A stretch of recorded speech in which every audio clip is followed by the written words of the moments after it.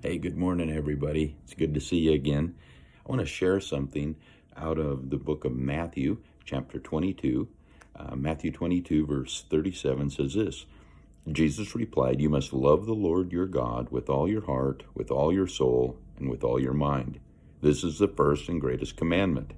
A second is equally important: love your neighbor as yourself." And as I read that this morning, I remembered a book that I read, one of my favorite books, one of my favorite authors, a guy named Mark Batterson. The book is called All In.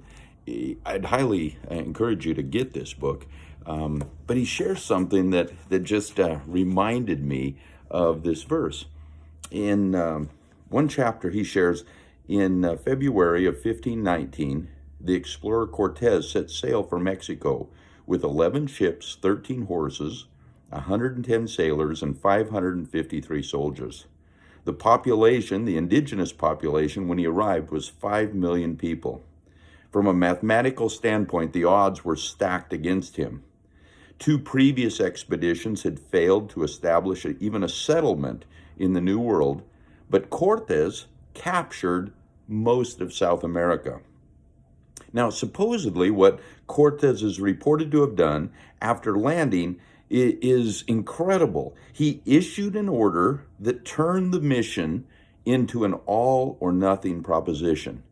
He ordered the men to burn the ships. And as the crew watched the fleet of ships burn and sink, they understood that there was no retreat. And if you can kind of get over this idea of colonization, there's a lesson in this story. 9 times out of 10, failure is resorting to plan B when plan A gets too risky, too costly, or too difficult. And that's why most people live plan B lives, because they didn't burn their ships. Plan A people don't have a plan B. It's plan A or bust. They would rather crash and burn going after their God-ordained dreams than succeed at something else. So let me ask you, what are you committed to? What are you all in on? Are you all in on your family or maybe school? Are you all in at your job? Are you all in on your marriage? Are you all in on God? See, I wonder how many times that we give God 10% or 50. Maybe we give 70 or 80. But God expects 100%. He says in this verse, love God with our entire life and love our neighbor as ourselves. He doesn't ask for something less. He asks for us to be all in.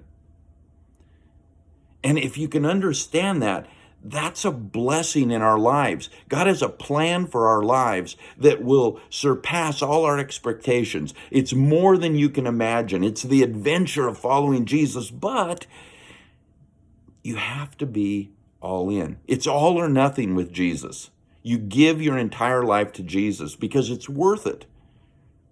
God wants your life, not part of it. Love the Lord your God with all your heart, with all your soul, with all your mind. So let me ask you, are you living plan A, or have you already settled for a plan B life? Let me ask you today, are you all in? God bless.